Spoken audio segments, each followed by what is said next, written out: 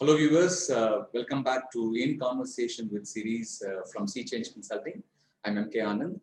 Welcome you all for this talk show, which we have been doing for more than 5 months now, meeting the business leaders, entrepreneurs, professionals across the globe. Every week, I'm delighted to host this leadership talk series from the business world.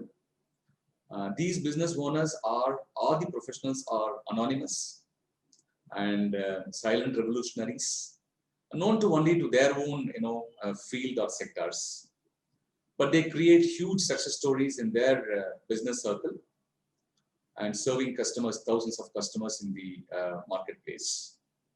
It is my as a consultant, it is my duty to identify such great revolutionaries in the business world, bring it to the entrepreneur circle. Hundreds and thousands of MSME entrepreneurs look forward to take role models by watching these series. I'm extremely happy that I received quite a lot of feedback for this talk series. Without much delay, I would like to get into my today's engagement with the guest speaker. Today's guest is a business leader, founder and CEO of Samunadi Financial Intermediation and Services Private Limited, shortly called Samunadi, which is a brand, who is none other than Mr. S.G. Anil Kumar. Welcome, Mr. Anil, for our show. Thank you. My privilege. Mr. Anil, I would like to take a couple of minutes to introduce your brief profile to my viewers. Sure. Friends, there are two parts in this conversation series. One is to know about the organization which is doing a phenomenal job. What exactly is the phenomenal, we'll come to know a little later. But before that, I'd like to introduce the guest to all of you. Mr. Anil Kumar, SG, is the founder and CEO of Samunadi. Mr. Anil, as basically is a banker by profession, and his career as a banker with over 28 years of experience in the areas of rural, retail, and agri-banking. He started his career with the Canara Bank and then joined ICICI Bank. Over the last decade, Anil's work was focused on creating newer institutions across the country and operating in the financially excluded markets with corresponding support structures for the capacity building. Prior to Samunadi, Mr. Anil was the co-founder and trustee of IFMR Trust, and he was the CEO of IFMR Rural Channels. Anil holds a master's in management from Asian Institute of Management, Manila. He also holds a master's in business administration from Symbiosis Institute of Management, Pune, and a graduate degree in humanities from Osmania University, Hyderabad. I always feel Mr. Anil is a testimony of bringing revolution in the institutions wherever he worked. From distance, I used to watch, in close quarter, I used to interact with Mr. Anil. It's a proud privilege to introduce Mr. Anil to each one of you here. Mr. Anil, you started Samunadi. I straight get into the conversation since we have only 30 minutes time to have this conversation with you. We all know, because we have been reading media news and various other social media updates from your organization, that your organization is really a trendsetter in the fintech, the agri-tech, NBFC sector. We learned that your organization has disbursed about 4,200 crores to the agri industry, farmers and allied industry people, in 19 states and 112 districts, as I learned from the media reports. Friends, people are watching here, this organization has done this mammoth exercise in just 6 years flat time. Mr. Anil ventured into Samunadi in 2014 as a business owner, and the rest is history. So let's hear from horse's mouth. Over to you, Mr. Anil. Could you please share something about Samunadi and yourself? Thank you, Anand, for the opportunity to share Samunati's work and the journey. Samunati as an entity is, the word Samunati means collective growth, collective prosperity, and collective elevation. Sam Unnati. And that word collective is an important dimension for us, and we are pursuing our mission of making markets work for smallholder farmers. That is the reason why the organization exists. We have embarked on a value chain approach to make markets work for smallholder farmers. And in this dimension, the hypothesis that we are pursuing and establishing is on the demand side of the value chain, there are buyers and sellers. And removing working capital constraint on the demand side of the value chain is expected to make the value chains operate at a higher equilibrium, increase the throughput. And once the throughput on the demand side of the value chain increases, the players in the value chain, especially the sellers, would be looking at more avenues to buy from. And that is when we would like to bring in the supply side of the value chain, which is represented by farmers as collectives. So we work with farmer collectives, otherwise known as FPOs, farmer producer organizations, on the supply side of the value chain, and with agri enterprises on the demand side of the value chain. The moment you work with farmer producer organizations, all of us know that there are a large number of farmer producer organizations, but they need hand holding, they need structures, and they need a specific way of handling their requirements so that they would be able to respond to the market requirements. And that is where Samunnati's AMLA approach comes into picture. Aggregation, market linkage, and advisory services. Okay. A set of players doing the same economic activity coming together is aggregation. Aggregation is meaningful only when their bargaining power goes up. And bargaining power for what? Bargaining power for their market linkages, whether it is on the input side or on the output side. The moment you bring in the market linkages, working capital becomes imperative.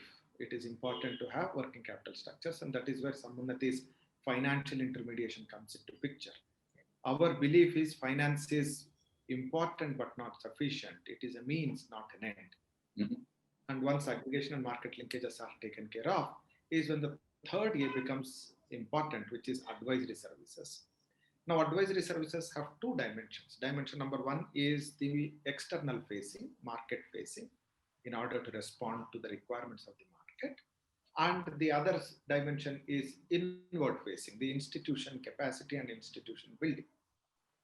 Our hypothesis is if the entities have to respond to the demand side of the value chain or respond to the market, they need to have the internal capacity to respond in terms of technology, in terms of member engagement, in terms of their audit framework, ERP tools, so on and so forth. And from an entity perspective, it also becomes a good risk mitigation tool to work with them on that. So we look at our engagement with the farmer producer organizations as a partner. In other words, we consider ourselves to be an internal player in the value chain than just being a lender. So in a nutshell, that's what Sammunnati is. We work in about 20 states, as you mentioned. And this has been possible because the model is a B2, B2C model in which we work with more than 500 FPOs across the country on the supply side and more than 1,000 agri enterprises on the demand side. Wonderful, wonderful, Stanley. In fact, some of the data points which I thought I'll share it for the viewers to know that over the last 6 years of their existence, they started in 2014, if I'm right, and they have touched more than 4 million farmers across the country, and they are working with 500 FPOs, farmer producers organizations, and they are spread across in 20 states, 20 states now, and 112 districts, and dispersed about 4,200 crores as a lender. So these are the data points. It just happened in 6 years flat. So we just want to know what is the magic wand Samunnati has to be able to reach out to such a mammoth exercise in less time. There is no magic wand, and it also happened very organically in the sense we were learning and applying that learning and executing, again going through the learning process. It has been a very organic process because an entity like Sammunnati does not exist in the Indian landscape at this point in time. There are entities which are doing each of these activities. We are not doing anything different from what others are doing, but doing all of them in an integrated manner is something that Unnati is bringing together. And that's where we feel is the differentiator that we are bringing in. In my own understanding, Mr. Anand, there are three kinds of startups. One kind of a startup is where the business exists, the business models are proven, and there is a new entity that is coming up, and they usually on the in other words, they say I can do the same thing that existing players are doing, but cheaper, faster, in a better manner, and can also give other value-added services, the efficiency drive. The other end of the spectrum of startups is greenfield, where this is original thought, original idea. Nobody would have thought about it, and it is a brand new concept that comes up. Right, your Google, Facebook, Ola, Uber, It's a blue all ocean. greenfield. All blue ocean. Now there is a third category. Correct. There is a third category in between where the potential is known to everyone. Many people have tried, have not been able to succeed, but everybody knows that this is something that needs to be handled, that needs to be addressed. And agriculture in India is in that bucket, the third space. Everybody knows it is a huge unmet demand. Everybody knows that it is a priority sector. There are policy level guidelines on schemes and funding and interventions for agriculture. But the integrated approach to making all of these count, matter to the last mile smallholder farmer needed an entity like Samunnati to come into the picture. So we are the ones who are basically bringing in all these that already exist in the market in a way to take care of the interests of the smallholder farmers, with the smallholder farmer as the center of our universe. And in doing so, of course, we have to play the role of an integrator, but more importantly, we also have to constantly learn and evolve our own model. So it has been a constant learning experience. And our scale happened from May 2016 onwards. Though calendar wise, we started in November 2014, the scale up happened from May 2016. And yeah, we have crossed 5,000 crores by the way as we speak. Oh, okay. That's fantastic. Things are moving, and we are grateful to our customers and all other stakeholders. Wonderful. So it's actually not 6 years, but less than 4 years. And you have reached 5,000 crore mark, which is something phenomenal and incredible numbers. So I have kind of a rapid fire question. So I'll take your insights to be able to serve our viewers. Gandhiji always said, 70% of India lives in villages. And in the modern world, we all, since I represent MSME committees and all, we always say, MSME is the second largest employment provider. But then who's the first one? The first one is none other than agriculture. Unfortunately, it is unorganized sector because the farmers themselves are self-employed. So they may have 1 acre, half an acre, quarter acre, whatever. And agri is one of the largest employment or the provider. But unfortunately, they are least considered in the society. The next meal, while we are discussing right now, the next meal is actually when we go, we always have to have gratitude and remember the farmer who produced whatever we eat. But unfortunately, in ground reality, I don't know whether the civil society is able to really feel something for them, because we are under rat race anyway. So in that spectrum, I'm extremely happy that Samunnati is able to touch the farmers. 4 million farmers, which is 40 lakh farmers in the country, are somehow got connected to Samunnati and getting benefited, because they don't have access to banks, because they don't have security, things like that. So I just want you to share your thought process on the farmers and your idea about farmers and your idea about farming and agri sector on the whole in the country. I would like to just make a small correction. Samunnati directly does not work with 4 million farmers. We work with farmer producer organizations, which in turn have a membership base of 4 million farmers. Because our model is a B2B to C model. So we engage with the intermediary in between. Now, your question is a rapid fire, simple question, but the answer is a little complicated and elaborate, Mr. Anand.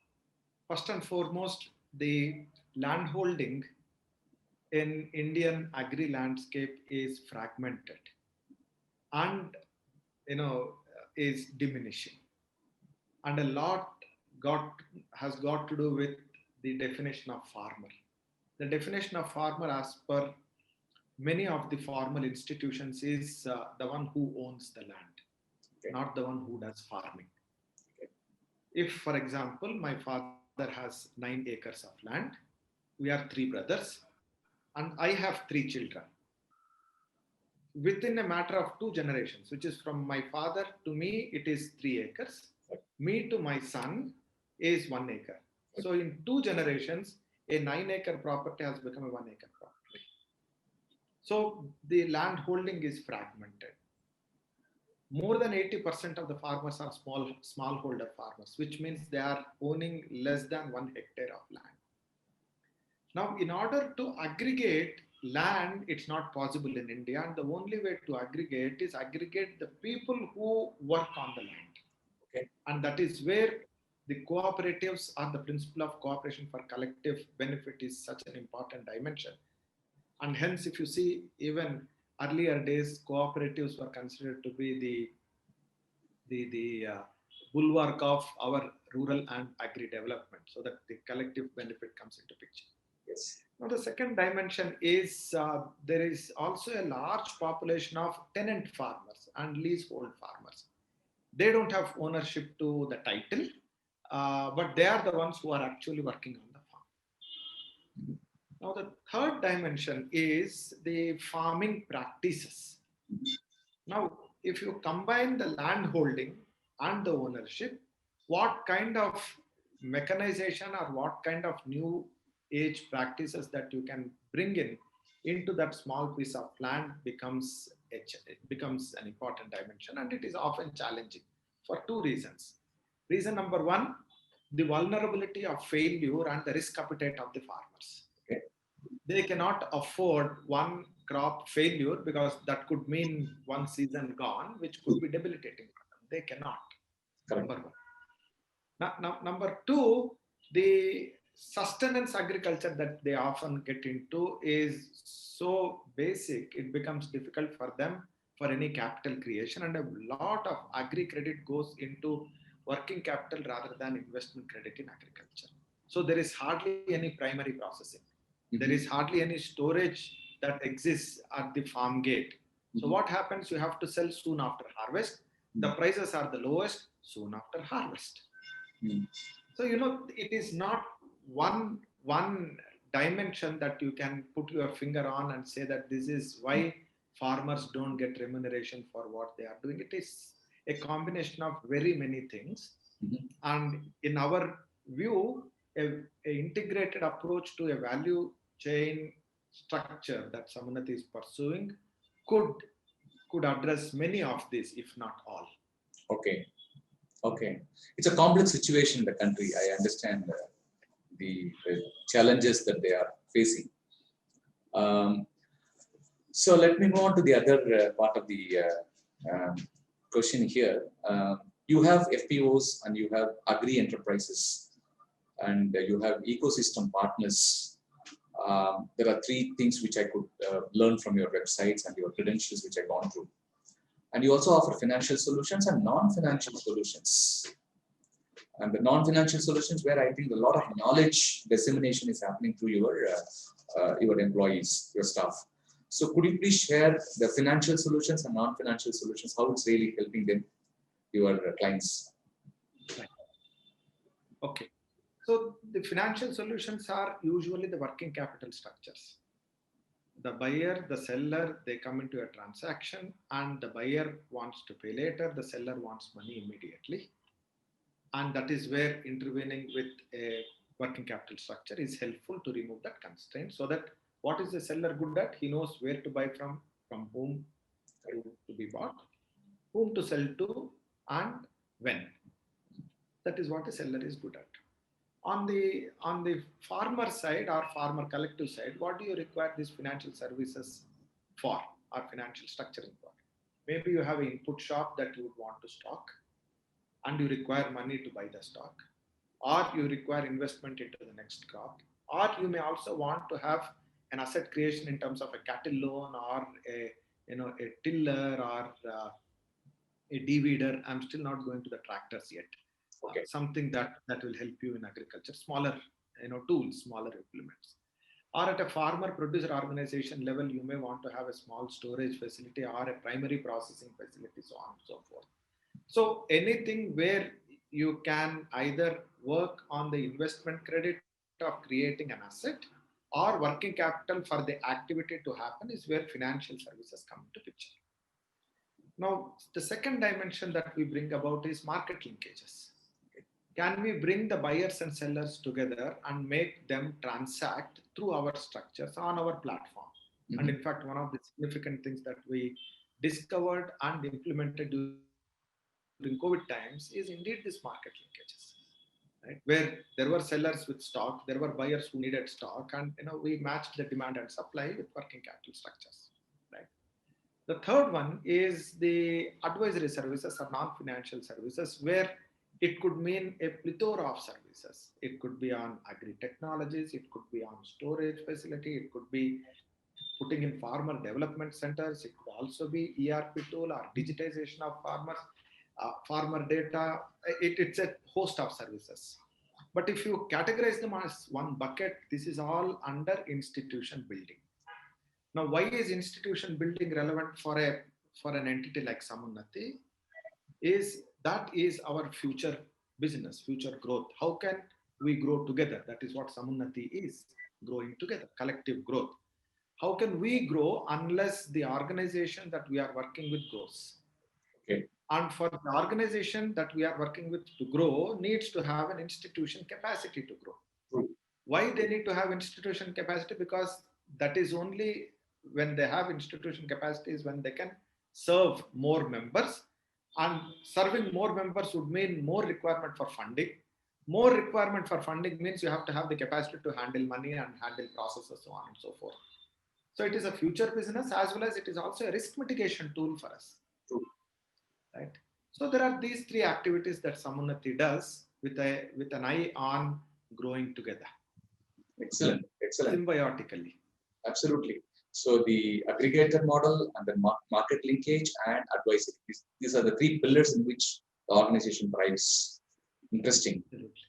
I also saw or learned from your colleagues that you have a lot of initiatives like you have Agri Elevate, Policy and Advocacy Group, and then Sambram, and then Sarva Seva Farms.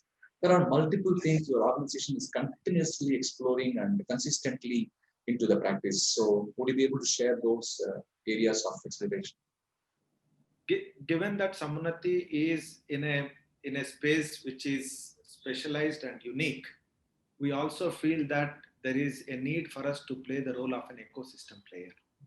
Good. And in order to play the ecosystem player, our endeavor is to collaborate with as many people that we can collaborate, and those entities having the focus on the smallholder farmer. In other words, for us, collaboration becomes the means, adding value to the farmer becomes the end. Excellent. So any entity which has this approach to add value to the farmer becomes a natural collaborator with us, because our aspirations and the purpose match. Can we add value to the farmer? Now, in adding value to the farmer, disaggregated services could be not efficient, could be inefficient. Perhaps the better way to add value to the customer is can we build as a package and then deploy it like a supermarket. You can individually sell multiple things, but the moment you bring in a supermodel concept, you are putting your customer as your center of the universe and provide all the services that the customer would want under one roof. So something similar. And this is an approach that we embarked on pretty early in our own journey. Being a startup, we engaged with other startups as well, and within 5 years of our existence as an entity, we had worked with about 35 startups. Okay. And we had given both financial access as well as market linkages to the extent of 100 crores, is when we thought perhaps we provide a platform for the agri startups and ag tech companies And that is what Samaramb is all about, and which was launched on 15th of August this year, commemorating this great nation's Independence Day.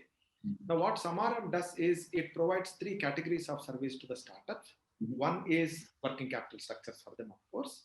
Second one is access to some of their customers. If they say, hey, I have this wonderful solar pump, but I require 10-15 farmers to be able to test them out. Can you please provide access to those 10-15 farmers? Just as an example.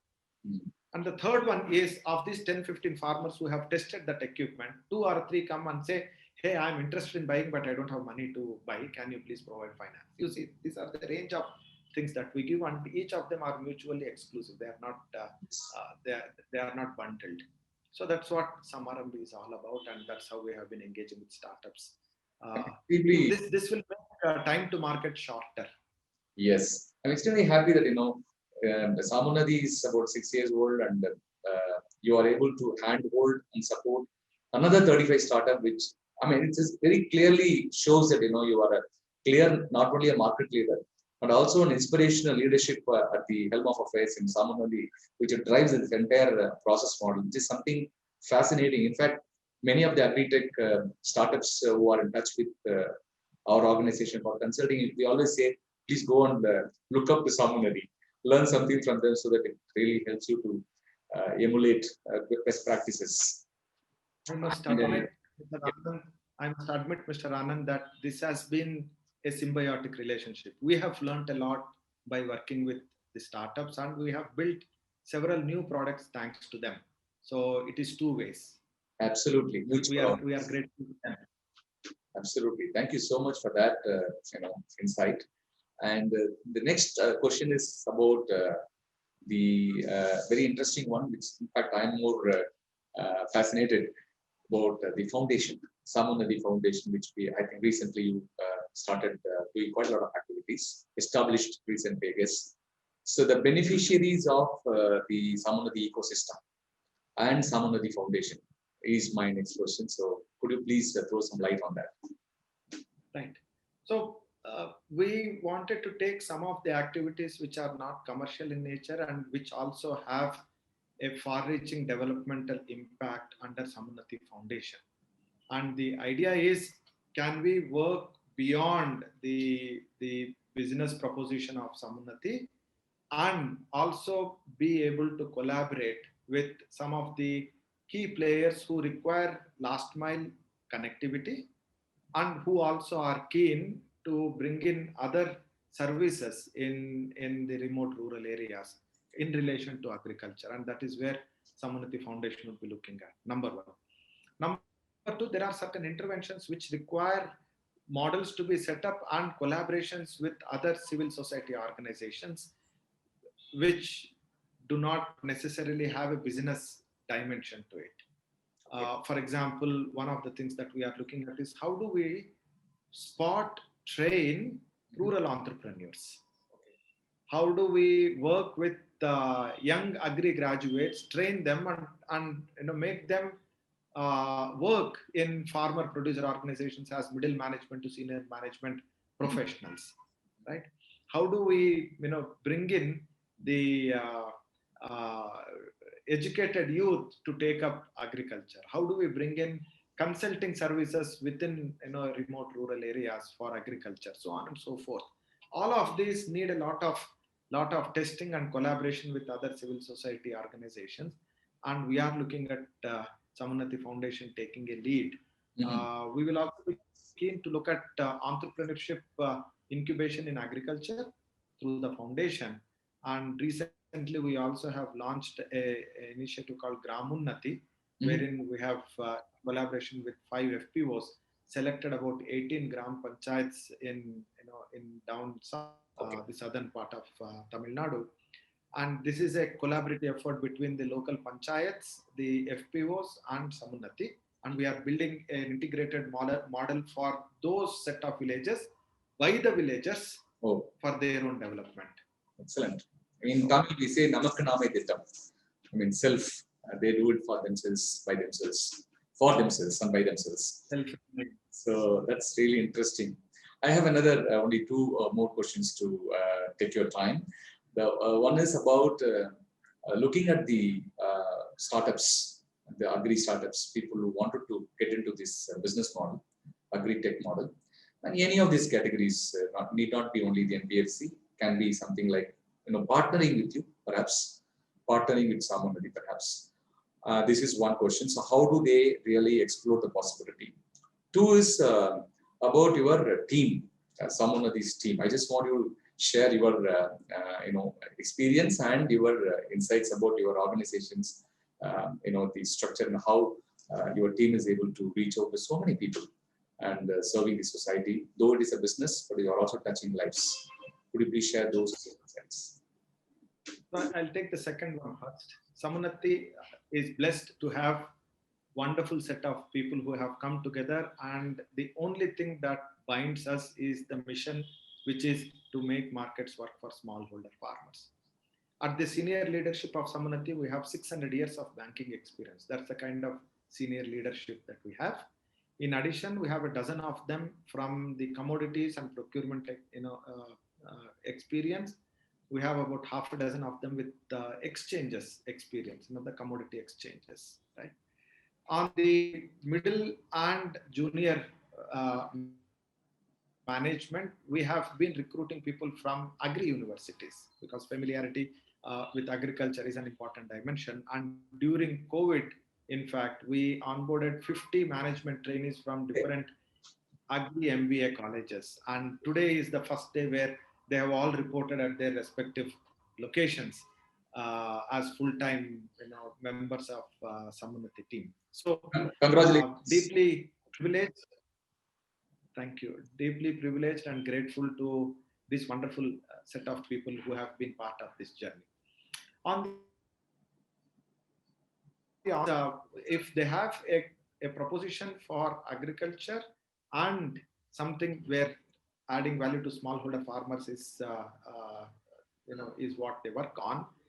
Sammunnati is not a product company; it is a solution provider. We can always sit across the table and say, "Hey, what works for you?" But as a person who has seen this space from close quarters, I can leave a piece of suggestion for entrepreneurs in the agtech space specifically. Whenever you are looking at technology for agriculture, you have to look at which of the three buckets that you belong to. The first bucket is your technology adding a tangible value to the incomes of the farmers? If yes, demonstrate that benefit and you'd be able to charge money or fee for your service from the farmer. The second cohort or the second bucket is your technology providing value to the farmer producer organizations, enabling them to serve their members better. Okay. Is the second one. If yes, then they may work with likes of Sammunnati so that this particular proposition can be taken up as part of the advisory services. The third proposition is, are you working with entities which have the aspiration to reach out to cohort 1 and cohort 2 so as to increase their reach and business? Okay. For example, banks or insurance companies which want to reach to the farmer, yes, but don't have the mechanism to reach, or they are apprehensive of the risk associated with not having monitoring and real-time access to the farmer. There you have to charge them. Your model has to charge those service providers. Depending on where your value addition is and understanding where you are providing the delta for the income is an important dimension for agtech entrepreneurs. Excellent, excellent. So you are actually opening up a plethora of opportunities for aspiring entrepreneurs to get into this sector. So I hope they can always be in touch with your organization for any of the guidance or support to be able to take it forward. So my final question is about your involvement in the in society. You've been doing meditation for a long time, and I'd like you to share your thoughts on your self-development, which you do it through meditation practices. So can you please share your thoughts? Sure. Thank you for that question. I have been a practitioner of the heartfulness meditation since 1993, and it has had a tremendous impact on not only my orientation of how to conduct life, but also from the inner balance. I started my career in a government bank, as you mentioned. Then I moved to a private sector bank. From private sector bank to, doing the uh, rural lending in IFMR, and then eventually becoming an entrepreneur. Following heart is an important dimension, and these are the decisions that one is expected to make with very little information. The outcome, touchwood, with Samunati has been great, but it could have been anything in any of these decisions, leaving a government job and joining a private sector bank, right? Leaving a private sector bank and joining a civil society organization, and or setting up a civil society organization, and leaving that and going and becoming an entrepreneur and setting up Samunati by taking a loan on the house and PF money. It's all of these decisions are not logical. They are intuitive. Number one. Number two, I firmly believe that any initiative boils down to people connect, boils down to the goodwill that you create over a period, boils down to how much of resonance do you bring in human interactions. And these small investments that I made in the heartfulness meditational practices gave me a lot of head start in being able to manage those requirements which are essential for a professional success. As the guide in heartfulness meditation says, the the meditation practice or spiritual practice and the professional journey, they are like two wings of a bird, and for one to soar high, you have to have both the wings strong. Absolutely. One wing strong and the other wing weak, irrespective of whether it is spiritual or material, will make the bird True. rotate in circles. You cannot soar high. So these small investments that fortunately I could make in a system that was very, very effective has been paying rich dividends in terms of Samunati's journey. So my life revolves around these two wings: the wing of heartfulness, the other wing of Samunati. Wonderful, Samuel, wonderful. So that is really very awesome to listen from the leader who has really made it in both the wings. So thank you so much for sharing your insights on your spiritual practice at the Heartfulness Institute. We have come to the end of our conversation, though I consider this as episode 1. So the final question is looking back and moving forward. So if I may ask you, when you look back, so what would you like to recall as one incident or one line or one story? And when are we going to look up Samunati as initial public offering? So the kind of growth the organization is making. So how do you really look at from now next 5 years? So looking back, I would actually look very back. I go to my 10th standard, and that is the time when I had to tell my tuition teacher that I'm going to stop coming to the tuition because my father said he would not be able to pay me the tuition fee. Mm-hmm. And that gentleman, his name is Mr. Muralidhar, he said, forget about the fee, continue coming to me. Right? This is not about earning. This is about knowledge sharing. Is one thing that has remained with me as something so profound, because here is a person who puts his value addition ahead of the income that it generates. Same is Samunati. Adding value to the farmers is more important than the profits and other things that accrue. They are byproducts. They come in any way, but they are byproducts. Absolutely. The second incident happened around 1995 when one of my officers in Canara Bank observed that I have become a little reticent in the office and was not taking the same initiative as I used to take in the earlier under the earlier manager. So he called me and said, "Hey, what's wrong with you? I don't see you taking the same initiative." And I said that the earlier gentleman used to encourage. Now the new person does not encourage. so why should I take the initiative? Is when this gentleman said, listen, people come, people go. Who you are needs to be who you are. So be yourself. Absolutely. And that was an eye opener for me, because each one of us have been bestowed with qualities by our creator. So who we are needs to be what he has given us as blessings, and leveraging them or harnessing that potential that he has given us is an important dimension, and that should not be outsourced. Fantastic. Is an important dimension. Looking forward, for me, what excites more is the possibility that if Samunnati's success can inspire few more youngsters to take up Samunnati as a model, and if 100 Sammunnatis come into Indian landscape in the next 5-10 years, that would be fantastic. And in whichever way that Sammunnati can play a role in that proliferation of this model by other entrepreneurs, would be more than happy to do that. Because India needs at least 100 Sammunnatis in the next 5-10 years, if not less. So there is so much to do.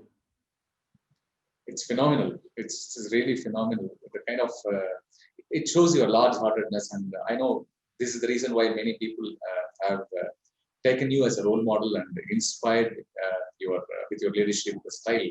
So I'm extremely happy, Mr. Anil, for sharing your valuable time with our viewers to share your insights. I'm sure people who are watching this, students, entrepreneurs, education institutions, startup aspirants, and the already people who are running businesses.